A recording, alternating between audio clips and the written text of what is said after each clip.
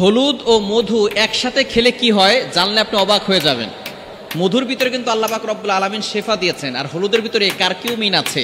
এই দুইটা একসাথে হলে আল্লাহ পাক রব্বুল আলামিন আপনার শরীরের ভিতরে অনেক রোগ প্রতিরোধ ক্ষমতা বাড়িয়ে দিবেন এবং আপনি সুস্থ থাকতে পারবেন।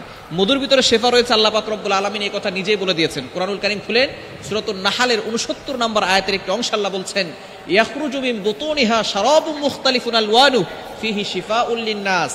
আমি আল্লাহ তাআলা মানুষের জন্য এই মধুর ভিতরে শেফা দিয়ে দিয়েছি, সুতরাং মধু আপনি খাবেন। হাদিসের ভিতরে নবী সাল্লাল্লাহু আলাইহি ওয়াসাল্লাম নিজে বলে দিয়েছেন, মান লাইকাল আসালা সালাসা গুদওয়াতিন ফি কুল্লি শাহরিন লাম ইউসিবু আযীমুম মিনাল বালা।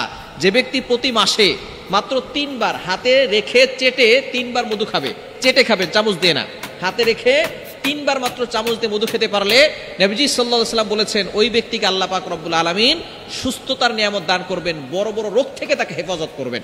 আমরা মধু খাই কিন্তু ভেজালটা খাই। অনেকে আছে মধু খায় কিন্তু কি খায়? ভেজালটা খায়। অরিজিনাল মধু খাওয়ার চেষ্টা করবেন।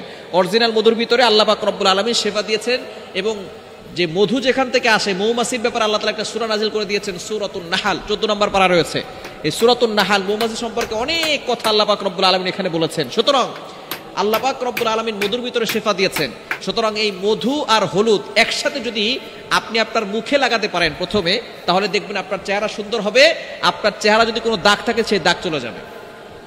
মধু আর হলুদ যদি একসাথে আপনি মিক্স করে সেটা যদি আপনি আপনার চেহারা লাগান, আপনার চেহারা সুন্দর হবে। অনেকের চেহারায় দাগ রয়েছে, ব্রণের দাগ হতে পারে অথবা কালো দাগ হতে পারে, যে কোনো দাগ থাকতে পারে। এই দাগ যদি দূর করতে চান তাহলে আপনি মধু আর হলুদ একসাথে মিক্স করে আপনি আপনার চেহারায় লাগিয়ে রাখবেন। 15 মিনিট 20 মিনিট লাগিয়ে রেখে এরপর আপনি ধুয়ে ফেলবেন।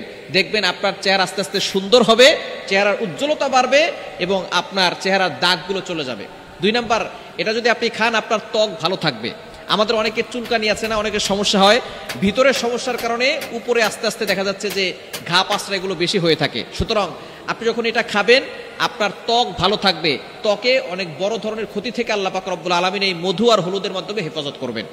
এবং 3 নাম্বার হচ্ছে আপনার হজম শক্তি বৃদ্ধি পাবে। যারা মধু আর হলুদ একসাথে খেতে পারবে আল্লাহ পাক রব্বুল আলামিন তাদের হজম শক্তি বাড়িয়ে দেবেন। অনেকের হজম শক্তি কম, অনেক কিছু খেলে হজম হয় না, পেট খারাপ হয়ে যায়, দেখা যাচ্ছে আস্তে আস্তে তার ভিতরে কোষ্ঠকাঠিন্য রোগ চলে আসে। সুতরাং এই হজম শক্তি বাড়ানোর জন্য আপনি মধু আর হলুদ একসাথে খেতে পারেন। আর 4 নাম্বার হচ্ছে আল্লাহ তাআলা আপনার মস্তিষ্কে ইতিবাচক প্রভাব ফেলবেন। এই মধু আর হলুদ একসাথে খেলে আপনার মস্তিষ্কে ব্রেন ভালো থাকবে, মস্তিষ্ক সুস্থ থাকবে, এটা নষ্ট হবে না। সুতরাং আপনি মধু আর হলুদ আপনি অরিজিনালটা খাওয়ার চেষ্টা করবেন, যেটাতে ভেজাল আছে সেগুলো থেকে দূরে থাকবেন, দেখবেন আপনি সুস্থ থাকতে পারবেন। মধুর ভিতরে শেফা রয়েছে, আল্লাহ পাক রব্বুল আলামিন নিজে কোরআনের ভিতরে বলে দিয়েছেন। সুতরাং আপনি সুস্থ থাকতে পারলেই আল্লাহর ইবাদত করতে পারবেন। আপনি বেশি বেশি করে আল্লাহর ইবাদত করবেন এবং সুস্থ থাকার জন্য আল্লাহর কাছে দোয়া করবেন। আর এই আমলগুলো করলে আপনার চেহারা সুন্দর হবে, ত্বক ভালো থাকবে, চেহারার দাগ দূর হবে, হজম শক্তি বৃদ্ধি পাবে এবং অনেক বড় ধরনের রোগ প্রতিরোধ ক্ষমতা থেকে আল্লাহ পাক রব্বুল আলামিন রোগ প্রতিরোধ ক্ষমতা বাড়াবে। বড় ধরনের রোগ থেকে আল্লাহ আপনাকে হেফাজত করবে।